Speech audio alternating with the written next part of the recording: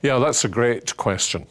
I've often thought, Paul says it's important that those who receive good things from those who minister to them should share good things with them.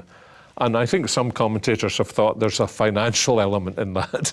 But I think this is a principle that applies to all of us. That when we benefit from a gift that Christ has given to someone else, we express the benefit that we get. Now, some of us can do that easily, others of us, it's a bit more of a challenge. But every single gift that Christ has given to the church and to individuals, I would say, is not given primarily for that individual. It may help that individual in all kinds of ways, may enable them to feel they've got a significance in their service of Jesus Christ. But every gift that's given to you, to me, is actually given to us for someone else.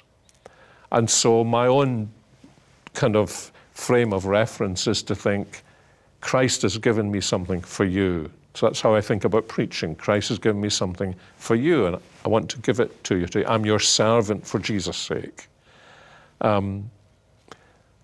But then this business of encouraging people involves, I think, often encouraging people who have a pretty low view of their significance in the church, that the Lord has given them a gift and you have benefited from it. So that's not just your minister, that's the people who are sitting around you. And especially with young people, I think we need to do that, to encourage them when we see their servant spirit and the way in which the Lord blesses their service, to encourage them to understand, to encourage them to help them to see what they cannot see about themselves as they grow into the men and women that they are called to be. I personally think it's a particular responsibility of elders to encourage their ministers. And the sad fact of the matter is that sometimes elders think about themselves as, peers with their ministers, but they never encourage them. I think it would be a very interesting statistical survey of all elders in all evangelical churches to discover what percentage of elders actually have ever encouraged their minister in any verbal way. And I actually, just sensing the struggles that ministers have, think that many of them may have elders who have never said a word of encouragement to them, been quicker to say a word of discouragement to them.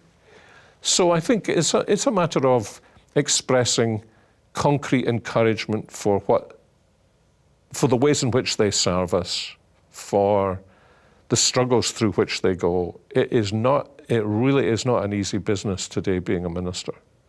It can be relentlessly difficult. It's glorious, but it's not necessarily easy. And ministers need all the encouragement they can get. And I know, I've often thought, I think I have had more encouragement from my congregations than probably the vast majority of ministers. And I